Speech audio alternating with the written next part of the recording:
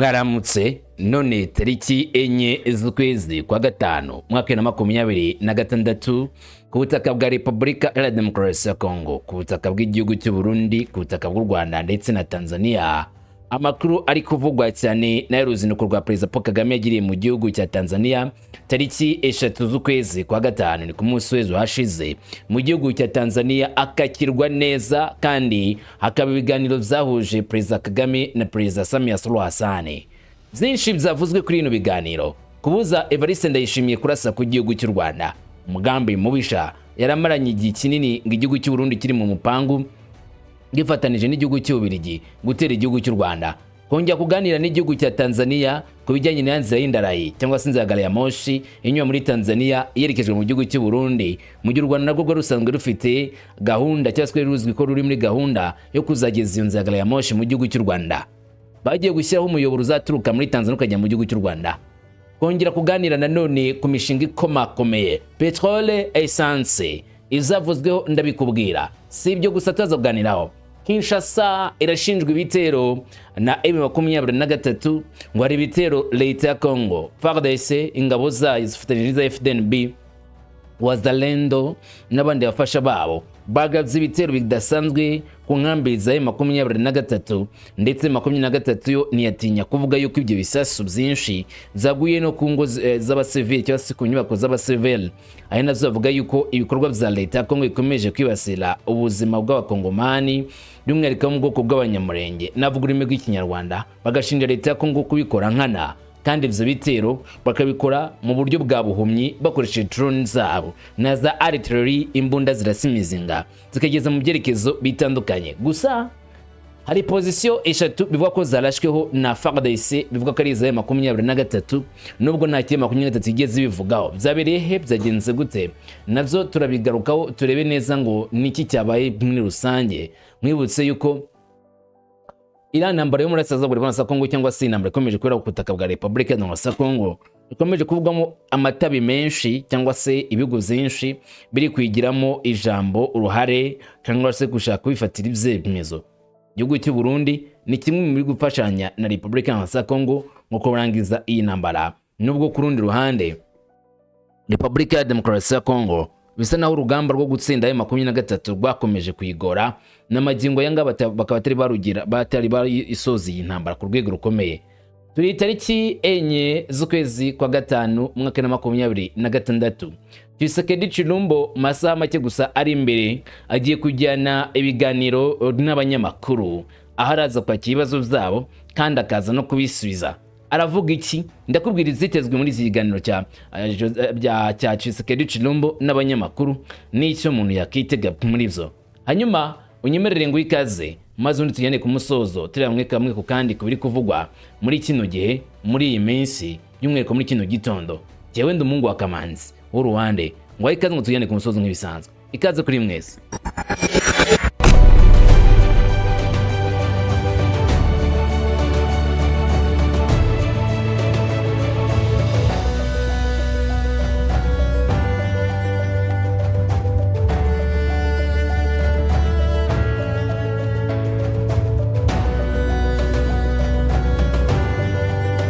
Ubu muri kano karere inkuru ye kuvugwa cyane ni y'uruzinduko rwa Perezida Paul Kagame yagiriye mu gihugu cya Tanzania, igihugu gituranye n'u Rwanda, kigaturanya n'igihugu cy'u Burundi, kikanaturana n'igihugu cya Uganda, kikanaturana n'igihugu cya Kenya, igihugu kikanaturana n'igihugu cya Kongo, kigakora no ku nyanja, ndavuga Tanzania. Igihugu cya Repubulika ya Tanzania, Repubulika yunze ubumwe ya Tanzania, ni igihugu cy'strategique muri kano karere, ubuzange cyangwa se ubyemere, kuko na nyir'ubwite Samia Suluhu Hassan taza kuri ibyo yavuze, kandi na Perezida Paul Kagame yamije neza ko kino gihugu cya Tanzania ari igihugu cy'ingenzi cyane kuri EAC yose. Tanzania gusurwa na Perezida Paul Kagame bibaye mu gihe hari umwuka mutari mwiza muri kano karere, nyuma y'uko byavuzwe ko Kongo iri kwifashisha ibihugu byose byo muri SADC ngo bitegure urugamba ruturishye cyane ku gihugu cy'u Rwanda. Nivyo byavuzwe ko Zambia, Afrika y'Epfo, Kongo, Burundi, Tanzania, Angola bari mu mushinga uhambaye cyane no gutera igihugu cy'u Rwanda, bahereye mu majyepfo ya Congo, muri Kivu y'Amajyepfo, bagakomereza mu gihugu cy'u Rwanda. Niyo makuru yavugwaga, kandi ngo zose byaga ari mu mupango ukomeye cyane. ingabo za Tanzania zavuzwe na Sematama ko ziri mu cyerekezo cya Minembwe muri Fizi, aho ziri gufatanya n'ingabo za leta ya Kongo ndetse n'ingabo z'u Burundi kurwana na M23 mu gice cya Minembwe. Gusa nta tangazo rimwe ryemeza yuko ku ruhande rwa Kongo ryemeza ko ari ingabo za Tanzania ziri ku butaka bwa Repubulika Iharanira Kongo. Kimwe nuko n'itangazo riva muri Tanzania rivuga ko ari ingabo zabo zajabutse Tanganyika ngo zinje ku butaka bwa Repubulika ya Demokarasi ya Kongo. Nta n'amafoto nta n'amashusho yigeze agaragaza ingabo za Tanzania ku butaka bwa Repubulika ya Demokarasi ya Kongo. Gusa biravuga neza ko abagera kuri 500 bari ku butaka bwa Kongo baturuka muri TPDF, ingabo za Tanzania. Ibi rero bamwe akabihera bavuga yuko ari agaterera nzamba kanye na wanzamba ku bijyanye n'ibibazo byo mu burasirazuba bwa Repubulika ya Kongo, uko amahanga asa nabyivurugutamo kandi akabzivangamo, amwe mu mahanga atanashakira umutekano wuzuye Kongo, ahubwo ari gukomeza gutuma ikitwa intambara gikomeza gufata intera, ni mu Rwanda ukomeza kuzamuka, ukomeza kugera ku rwego rwo hejuru, aho kugira ngo intambara ihagarikwe ahubwo igakomeza. Tanzania ariko nanone isanzwe ari umunywanyi wa Repubulika ya Kongo, basangiye guhurira mu muryango umwe wa SADC, aho nyine muri uyu muryango Tanzania ifite ijambo rikomeye nyuma ya Afurika y'Epfo. Hari abatekereza kuri uruzinduko rwa Perezida Paul Kagame mu gihugu cya Tanzania rwari rufite imigambi itatu. Umugambi wa mbere, kuganira na Tanzania ku bijyanye no guhagarika igihugu cy'u Burundi gisanzwe kishinkiza cyane cyane kuri Tanzania. Umugambi Burundi bwaketswe ko bufite gutera igihugu cy'u Rwanda gifatanije n'igihugu cy'u Bubiligi. Nizo Tanzania n'u Burundi basanga imishinga myinshi ndetse baranumvikana cyane, basangiye n'abaterankunga bakomeye mu nzira ya gari ya moshi, ku buryo mu gihe hari ubwoba bw'uko u Burundi bwatera igihugu cy'u Rwanda, kunyura ku gihugu cy'u Burundi ku Rwanda ngo bababwirire kunyura kuri Tanzania ku gihugu cy'u Rwanda ngo babwire u Burundi bwirinde gushotora umuturanyi wabo ari we Rwanda, ntabwo bizaba ari ibintu byakumva ko ari igikorwa kidasanzwe cyangwa se ari ibintu bidashoboka, ahubwo ni ikintu buri wese yakumva ko gishoboka cyane cyane ko Tanzania ifite influence nini cyangwa se uruhare runini cyane ikomeje kuba muri kano karere. Tanzania kuba yasaba igihugu cy'u Burundi guhagarika ibyo bikorwa bifatwa nk'ari ubushotoranyi ku gihugu cy'u Rwanda, isabwiye n'igihugu cy'u Rwanda nanone yabifite nayo iki kubiheraho, na cyane ko Tanzania n'igihugu cy'u Rwanda basangiye deal cyane y'ubucuruzi ndetse n'ubuhahirane, uburyo mu gihe u Rwanda rwarugaragarije Tanzania yuko u Rwanda atari rwahomba rwonyine muri iyi ntambara, zahita byumvikana. Abakomando ibihumbi, ibisasu byinshi ndetse na bya bimodoka z'intambara z'u Burundi byashyizwe ku mipaka bigomba gusizwa inyuma nta kurasa ku gihugu cy'u Rwanda kubayeho. Wibuke neza ko mu gihe haba habaye igitero ku gihugu cy'u Rwanda, Tanzania idashyigikiye Burundi muri iyi ntambara, hari ibintu bitatu wamenya. Burundi buhuriye na Tanzania muri EAC ntago bwa ufite ubushyigikiye ukomeye cyane nka bloka wa mbere muri kano karere yiwe Tanzania. Ikindi cya kabiri, Burundi buzi neza ko ufite umuturanyi ari we Tanzania, bwaba bwishyize mu kangaratete ko gutera igihugu cy'u Rwanda gikorana na Tanzania.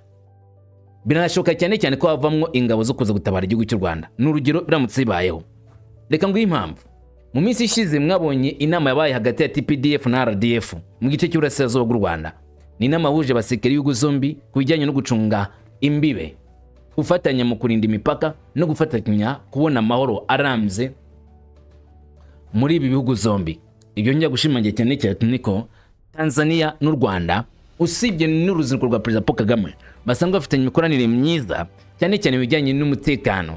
Nimba ingabo za TPDF na RDF bagira inama ziga cyane cyangwa se inama zitegura uburyo bwo gukomeza gucunga amahoro n'umutekano muri kano karere hagati y'ibihugu zombi, nuko njya gushimangira cyane ko ubufatanye bw'ibyo bihugu zombi bushikamye, bunoze kandi buhari. Ibyo kongera kuvanaho neneho icyitwa ko yaba ikibazo cya mu karere Tanzania ikarebera. Icya kabiri mu cyaba cyaganiriweho hagati ya Perezida Paul Kagame na Samia Suluhu Hassan ni ikibazo cya Repubulika ya Demokarasi ya Kongo. Ni ibivugwa n'abasesenguzi, ngiye kuzana imbike ku by'ububanyi n'ubwite bavuze. Ku kibazo cya Repubulika ya Demokarasi ya Kongo bisange bikunde kibangamiye akarere kose, ntabwo ari u Rwanda gusa, si Kongo gusa, nta nubwo ari ikindi gihugu icyo cyose cyonyine. Bitewe n'uko intambara yo muri Kongo ishobora gukura ikaguka kandi ikatera igihombo, Tanzania ikaba yaranabaye kimwe mu bihugu bikorerwamo inama ziga kuri kino kibazo cyo muri Kongo. Murabyibutsa inama yabereye Dar es Salaam muri Tanzania yiga kuri kino kibazo cyo muri Kongo, kuba babiganiraho bakareba aho iyi ntambwe zaganiwe Dar es Salaam. Ubwo ni Dar es Salaam, inama ya Dar es Salaam cyangwa inama muri Tanzania yahuruje EAC na SADC, aho imihigo igeze mu gushyira mu bikorwa ibyemeranijweho. nabyo ni ikintu cy'ingenzi cyane ngo gushakira ituze, kuko nta mahoro yabaho nta tuze rihari. Ituze niryo ry'imbere, amahoro ahari, maze umutekano uhari, iterambere rikabona kuza. Ibyo rero nizo u Rwanda na Tanzania bashobora kuganiraho. Gusa ku ruhande rwabo abayobozi b'ibihugu zombi bo hari ibyo bavuga baganiriye. Gusa mbere y'uko ngaruka byo baganiriyeho, Minisiteri y'Ububanyi n'Amahanga ya Tanzania ku munsi w'ejo mu masaha ya saa 2 za mu gitondo banditse bagira bati: Perezida wa Repubulika y'u Rwanda nyakubahwa Perezida Paul Kagame yageze Dar es Salaam mu ruzinduko rw'akazi rw'umunsi umwe mu rwego rwo gushimangira umubano hagati y'ibihugu zombi, hari ku isaha saa 4 za mu gitondo ku kibuga cy'indege mpuzamahanga cya Julius Nyerere i Dar es Salaam. Nyakubahwa Perezida Paul Kagame yakiriwe na Minisitiri w'Ububanyi n'Amahanga n'Ubutwererane bwa Afurika y'Iburasirazuba Ambasaderi Mahmoud Thabit Kombo n'abandi bayobozi bakuru muri guverinoma. Ntabwo ku kibuga cy'indege Perezida Paul Kagame yigeze yakirwa na Perezida Samia Suluhu Hassan. Oya, ku kibuga cy'indege cya Tanzania Dar es Salaam yakiriwe n'uruhande rwa na Minisitiri w'Ububanyi n'Amahanga. Amagambo baza kuyatangaza ku rukuta rwabo rwa X ku isaha 41 za kumanwa nkuko babigarukaho. Hanyuma hirya gato aravuga ariko amakuru akemeza ko bari batari imyiteguro kumwitegura Perezida Paul Kagame.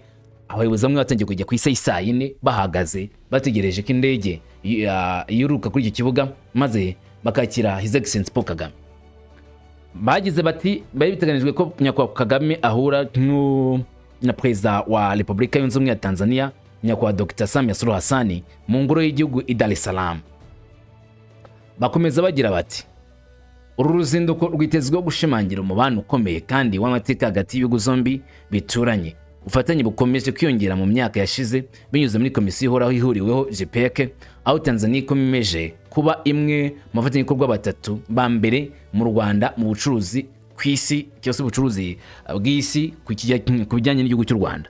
N'ubucuruzi hagati y'ibihugu zombi bwakomeje kwiyongera buri mwaka. Bati ku bijyanye n'ishoramari kuva mu 1990 kugeza 2026 muri Werurwe, Tanzania imaze kwandika imishinga 42 y'ishoramari mu Rwanda ifite agaciro ka miliyoni 325.53 z'amadolari ya Amerika. Ikaba yatanze imirimo 2225 mu nzego zitandukanye, harimo inganda, ubwikorezi, serivisi z'imari, umutungo kamere n'ubukerarugendo. Bati nanone abashoramari bo muri Tanzania bashoye imari mu Rwanda binyuze mu bigo bitandukanye birimo Bakersa Group, Magodoro Dodoma Discount Center, Jambo Plastic, Sugar Enterprise, Buffalo Traveling Tours, Maxcom Africa, Gasabo Grey Milling Company, RSM Delita Company ndetse na Matrix Integrated Consultancy. Ibyo ni ibigo by'Abanyatanzania. Hanyuma bongera gutangaza amakuru avuga ko nyakubahwa Perezida Paul Kagame akimara gushika ku gihugu cy'u Burundi yakiriwe na mugenzi we Samia Suluhu Hassan, maze yandika mu gitabo cyagenewe abashyitsi mu ngoro y'umukuru w'igihugu i Dar es Salaam muri zino bikorwa kazi Perezida Paul Kagame yagize tariki 3 muri kino gihugu. Perezida Paul Kagame yanditse rero kuri X agikubuka muri Tanzania ati ndashimira mushiki wa Perezida Suluhu Hassan Samia kubw'ikaze ryiza muri Tanzania no kubiganiro byiza byatanze umusaruro. Ati u Rwanda na Tanzania si ibihugu bituranye gusa, ahubwo ni ibihugu by'abavandimwe bibohewe n'amateka n'intego rusange y'iterambere ry'abaturage bacu. U Rwanda rukomeje kwiyemeza kubaka kuri uyu musingi ukomeye binyuze mu gushimangira ubufatanye hagati yabyo mu bucuruzi, ishoramari, ibikorwa remezo, ibikoresho, ingufu no guhuza akarere. Ati ntegereje gukomeza ubufatanye bwacu kugira ngo tugire ku musaruro ugaragara ku baturage bacu no guteza imbere umuryango wa Afurika y'Iburasirazuba. Mu ijambo Perezida Paul Kagame yavugiye muri Tanzania yongeye gushimangira cyane ko Dar es Salaam ari agace k'ingenzi cyane gasanzwe gafasha igihugu cy'u Rwanda kwambutsa ibikoresho cyangwa se ibicuruzwa biba byaturutse mu bihugu zo hanze, dore ko Tanzania ikora ku nyanja maze bikazanwa mu gihugu cy'u Rwanda binyuze mu mihanda nyine bizanwa n'amakamyo, no kugaragaza ko Tanzania ari umufatanyabikorwa mwiza cyane ukomeye ku gihugu cy'u Rwanda. Muri iyi minsi ari ikibazo cya petrol, nicyo kibazo kivugwa cyane. Ibihugu cyane bidakora ku nyanja bisa n'ibigowe cyane no kubona iyo petrol, bitewe nuko usibye no kuba iri kuzihenze no kongera gutwarwa ikava uzambuza ibihugu ikagezwa mu gihugu kidakora ku nyanja bihagera bigoranye cyane. Gusa ubu buryo bwo gutwara imizigo hagati y'u Rwanda na Tanzania buracyari bumwe mu buryo bugoye, kuko nubwo ku cyambu cya Dar es Salaam ibicuruzwa amakontineri agera, biba bigoye cyane cyane ko biza mu gihugu cy'u Rwanda, kuko bitwara iminsi itari mike, hagati y'iminsi 14 hagati y'iminsi 7 na 14 kugira bibe byavuye ku cyambu bigiye ku gihugu cy'u Rwanda mu gihe nta hantu bihagaze. Ibyo rero bizongerera igihe kinini kugeza ibicuruzwa mu gihugu ndetse bikanaza ari bikeya. Muri kano karere ka Afurika y'Iburasirazuba bapanze umushinga wo kubaka inzira y'indarayi cyangwa se umuhanda wa gari ya moshi ugomba kujya unyuzwaho ibicuruzwa byinshi. Umuhanda ugomba kujya mu Burundi uvuye muri Tanzania ukajya no mu gihugu cy'u Rwanda, ukabona kujya handi wakerekera bibaye ngombwa. Amakuru yemeza yuko uyu mushinga byaje kuba ngombwa ko bisa naho u Rwanda baruvanyemo, maze nyuma gusa naho u Rwanda barukuyemo bahita bikomereza gahunda yabo. Ndavuga Tanzania, igihugu cy'u Burundi na Kongo. Uwo mushinga wari bawusigarana, aho inzira y'indarayi igomba kuva Dar es Salaam, Msongati, Gitega, Kindu muri Republika ya Kongo apana u Rwanda. Kuba rero Perezida w'u Rwanda Paul Kagame yajya muri Tanzania agasura Tanzania aganiriza Samia Suluhu Hassan ku buryo bashobora gufatanya u Rwanda rwo rugashyira icyo twakita nk'inzira yarwo na gari ya moshi ishamikiye kuri inzira gari ya moshi izagera Gitega, ni ikintu ngo nanone cyakongera kubaka icyizere ku gihugu cy'u Rwanda mu bijyanye n'ubwikorezi transportation. Uko bigenze bitagenze gutyo byajya bigorana cyane. Gute? U Rwanda rwabasigaye nkaho ruri mu muhezo. Byuka yuko Uganda nayo igushaka kubaka umuhanda wa gari ya moshi uturutse ku cyambu cya Kenya, maze ingara ya moshi kagera muri Kampala. Ni nabyo benshi bavuze yuko ishobora no kuzava Kampala ikagaruka ku gihugu cy'u Rwanda. Gusa iyo nzira isa naho ari ya kure ugereranije.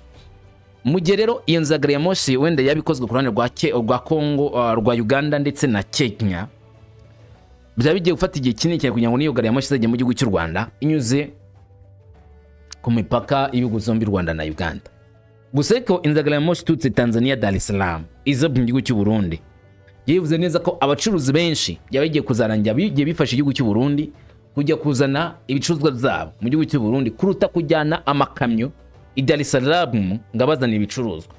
Byangombwa kwifashisha iyi gari ya moshi ijya mu gihugu cy'u Burundi bikazanwa. Gusa inzira gari ya moshi ishobora gushimikirwaho indi nzira zikaba inzira ebyiri, imwe ikajya mu gihugu cy'u Rwanda, ari nabyo ngo bizakorohereza abashoramari n'ubucuruzi bworoshye mu gihe nyine ibyo bicuruzwa bijya mu gihugu cy'u Rwanda mu buryo butagoranye hifashishwa inzira gari ya moshi. Nubwo batigeze bivuga ko babiganyeho, ariko mu magambo Perezida Paul Kagame yavuze ko ubwikorezi ari kimwe mu bintu by'ingenzi u Rwanda na Tanzania bafatanyamo, nyine binajyanye n'ubucuruzi. Samia Suluhu Hassan we yagize icyo avuga kuri X ati uyu munsi ubwo nari mu mujyi wa Dar es Salaam nakiriye Perezida wa Repubulika y'u Rwanda Nyakubahwa Paul Kagame wageze mu gihugu mu ruzinduko rw'akazi rw'umunsi umwe. Ati Tanzania n'u Rwanda si abavandimwe n'abaturanyi gusa, ahubwo ni abafatanyabikorwa mu by'ingenzi bafite umubano ukomeje kwiyongera vuba. Hafi 70% by'ibyo u Rwanda rwohereza mu mahanga binyura mu bizambo bya Tanzania. Ubucuruzi hagati y'ibihugu zombi byacu byombi bwageze kuri miliyari 344 z'amashiringi mu 2025, kandi ishoramari ry'impande zombi rikomeje guteza imbere imirimo n'iterambere ry'ubukungu bw'abaturage bacu. Samia Suluhu Hassan ati mu biganiro twagiranye twemeje kwihutisha ubufatanye binyuze mu gukuraho inzitizi zitari iz'imisoro, gushimangira ubucuruzi n'ishoramari no gushora imari mu bikorwa remezo z'ubwikorezi ndetse no gutwara ibintu. Byindi nakubwiraga gushora imari mu bijyanye n'ubwikorezi ari nabyo bishoboka ko byaba byaganiweho inzira gari ya moshi, itumanaho ndetse no mu ngufu zizewe. Byongeye kandi turashimangira ubufatanye mu bijyanye n'umutekano, ubwungarizi cyangwa se gucunga imbibe ndetse na gahunda z'akarere n'amahanga. Mu bijyanye n'umutekano, Tanzania n'u Rwanda nakubwiye ko rasanzwe bafatanyije mu bijyanye no gucunga ku mipaka. Gusa muri iyi minsi bijyanye n'intambara muri Kongo, ahangaha ikibazo cya Kongo muri Tanzania, Perezida Paul Kagame na Samia Suluhu Hassan batsiganiriyeho.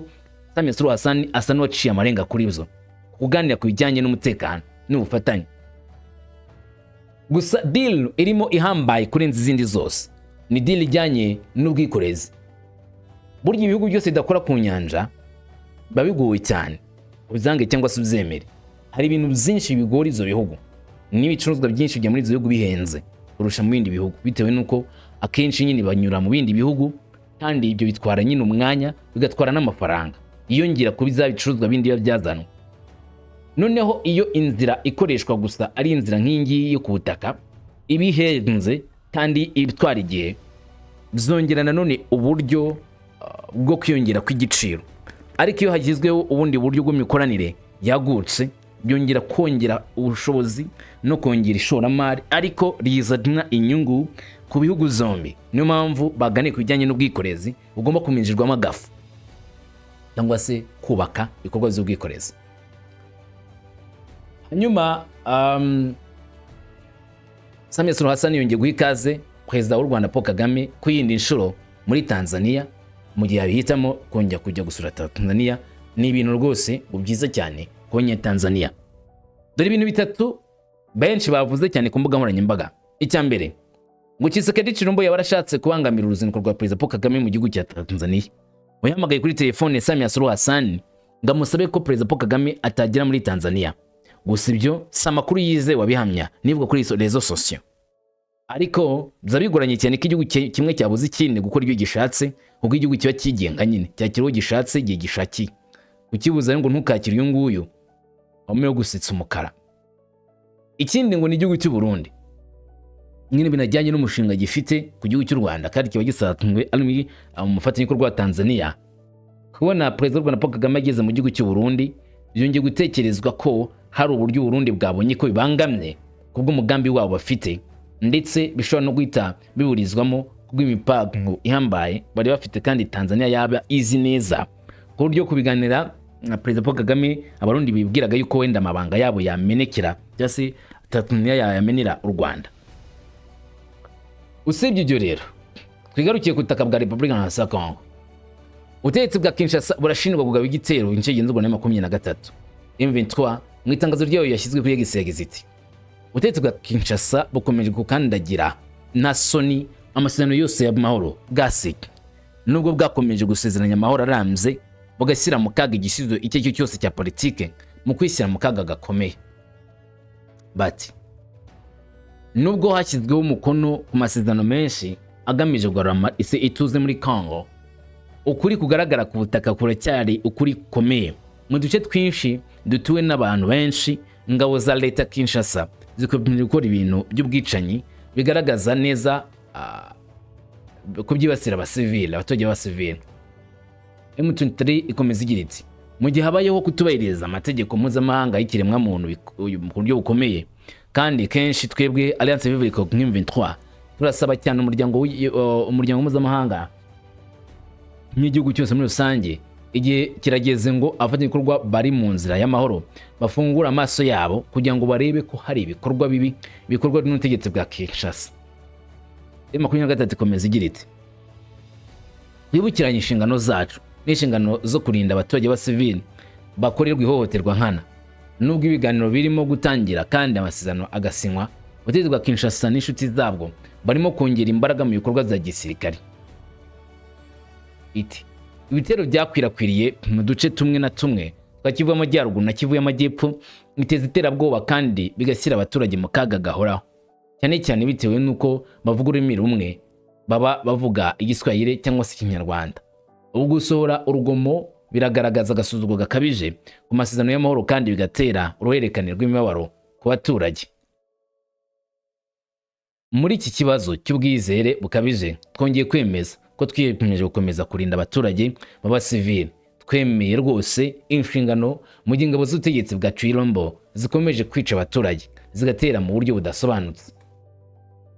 Iti ibitero bikomeje gukorwa n'ubutegetsi bwa Kinshasa muri Asazuba bw'igihugu bigaragaza ko hari umugambi ugaragara wo gushakisha intambara ku buryo amahoro yakwiyongera cyangwa se bashakisha amahoro bakoresheje intambara. Iyi ngambi irushaho kuba mbi ku buzima bw'ikiremwa muntu buri munsi kandi igashyira akarere mu mutekano kabije kuba mubi.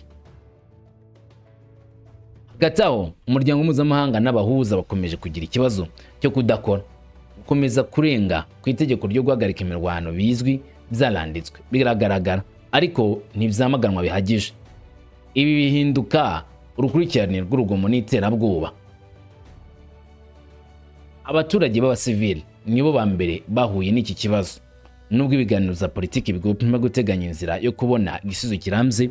Ukuri nuko intambara yashyizweho n'ubutegetsi bwa Kinshasa yakozwe ititaye ku buzima bw'abantu. M23 ikomeje igira iti mu duce tumwe na tumwe two mu burasirazuba bwa Kongo izago zabaye buri munsi, imidugudu irasenyuka, imiryango irahunga, uturere twahinduwe uduce twicirwamo abantu n'abagabo ba Tshisekedi. Abagore, abana, abageze mu zabukuru, amatungo, bose bafatirwa mu mvururu zikomeje kandi zisenya uburasirazuba bwa Repubulika Iharanira Kongo. Twemeza tudashidikanya ko kurinda abaturage bidashobora kuganirwaho. Nta mpamvu n'imwe ishobora kwemeza ko abaturage bose bakorerwa ihohoterwa rikabije cyangwa ngo ihame ry'uko basuzugurwa ku mpamvu rusange cyangwa se indimi zitandukanye bavuga. Ibi byaha bigaragaza ko inzira z'amahoro zirimo kunanirwa. Igihe cyose amasezerano ya Kinshasa atubahirijwe kandi icyizere kikaba kitakiriho, guhagarika imirwano bizaba ari ukwibeshya gusa, guhagarara gato mbere y'uko urugomo rukomeza kwiyongera. Muri iki gihe kwihuta ni ikintu cy'ingenzi kurusha ibindi byose ku bantu. Bisaba ibikorwa bifatika, so gutanga ibitekerezo gusa. Bisaba kurengera abaturage neza, kugarura icyizere n'ubushake buvuye ku mutima bwo guhagarika uruhererekane rw'urugomo. Ni M23 ishimangiye cyane ko Kinshasa ikomeje gukora ibitero nkana ku bice bituwe n'abasivili. Mu itangazo ryabo bakavuga ko imiryango mpuzamahanga nikwiriye kwirinda kuba batereriyo, bakamagana leta ya Kongo kubw'ibitero ikomeje gukorera abaturage nk'abasivili. Gusa amakuru aturuka muri FARDC na Wazalendo ganya ko tariki 3 ku masaha y'isa 5 hari ibitero bitatu bagabye kuri position za M23. Ni position imwe yo muri Lugezi, indi yari mu gace ka Gakenge, hanyuma indi position ikaba yari muri Remera aho bakoresheje ngo drone zabo. Amakuru aturuka muri Wazalendo yemeza ko ibyo bitero byabaye mu buryo butunguranye, bizakubise nk'inkuba kuri M23 ku buryo ngo bagomba guhagarika M23 ku buryo budasanzwe. Ihamya neza ko M23 nayo yagurukije ibikoresho byo bya gisirikari ndetse amaze iminsi avuga ko yaba irimo kwitegura gusubira muri Uvira. FARDC ubutegetsi bwa Kinshasa butangaza ko ibikoresho byinshi birimo imbunda zisa mu ntera ndende byarunzwe muri Remera, Sanje n'ahandi, ku buryo ngo bari kwitegura kuba ibitero biremereye cyane kuri Uvira. Ubw'ibyo abasirikari ba FARDC, Abarundi n'abacanshuro na Wazalendo barapanuye mu bice byose byegereye Runingu na Uvira kugira ngo barinde uyu mujyi tazongera kugwa mu maboko ya M23.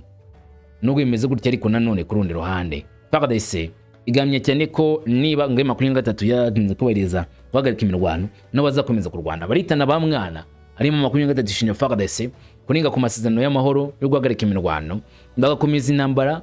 Ari M23 nayo igashinjwa ariko kubiri kurenga kuri aya masezerano. Ibi bikaba bikomeza kugaragaza neza ko isaha ku isaha ikitwa intambara muri Kongo kizakomeza. Guhagarara kwayo bigoye, nubwo benshi bibwiraga yuko yenda igihe cyo guhagarika intambara kigeze, amahoro n'umutekano bigahinda. Ukurikije imipango ihari ndetse ukurikije ibyagiye bivugwa mu karere, ukurikije uburyo leta ya Kongo nayo ikomeje kwitwara muri kino kibazo muri iyi ntambara muri kino gihe, biragaragara neza cyane ko hari uburyo bukomeye cyane bw'imirwano bupangwa kandi bugakorwa n'ubutegetsi bwa Kinshasa ku bushake. Gusa kuri ruhande bamwe bashyigikiye Kinshasa akavuga ko nta kundi leta ya Kongo yabigenza mu gihe uyitera uyigaba y'ibitero akomeje kuba mu nzira cyangwa se atari yava ku butaka bwa Kongo. Niyo mpamvu leta ya Kongo inshuro nyinshi yumvikana ngo isaba ko ingabo za M23 ngo zisubire iwabo, ngo zive kuri ubutaka bwa Repubulika Iharanira Kongo. N'amagambo aherutse gusubirwamo nanone na Patrick Muyaya, minisitiri w'itangazamakuru n'umuvugizi wa guverinoma ya Kongo, uvuga ko M23 twiriye kuva ku butaka bwabo, nugamya neza ko atari abakongomani. Ibi kandi nanone ntabwo bitanga icyizere kuko M23 nayo yemeza ko ari abakongomani nta hantu bateze kujya. Kuba Kongo yifuza gutera u Rwanda ifatanyije n'igihugu cy'u Burundi, bashaka kwataka, kuba Tanzania iyo yabavuyemo ikongera kwigirana imifatanyirize myiza n'igihugu cy'u Rwanda, iyo migambi yabo nawe yabigiye gupfuba. Nimba Tanzania yari umwe mu bantu bafite icyo twakwita nka blockage ikomeye muri kano karere, bafite uburyo bukomeye cyane bwo gutuma ibintu bikorwa muri umwe cyangwa se ubundi, baramutse babonye neza ko ibijyanye n'urugamba rwo muri Congo mu gihe baba bashatse kurukwedura nta kintu cyane na kimwe cyavamo kizima, bagaje gufatanya n'igihugu cy'u Rwanda abandi bashaka kurwanya. Byaba bigaragaye neza cyane ko akarere gacitsemo kabiri, aho bari bizeye imbaraga bakaba bazibuze, bakaba bahitamo kureka iby'intambara kuko kuyitsinda byaba bisa naho ari hafi ya ntabyo. Wowe bibonutse mbwira uko ubibona kandi umbwira uko uzumva muri comment. Ndagushimiye cyane ko tujyanye ku musozo. Nkuko bisanzwe genda umuhungu wa Kamanzi w'Uruwande. Gareka tubane no masaha ari imbere. Ubwe neza. Shalom.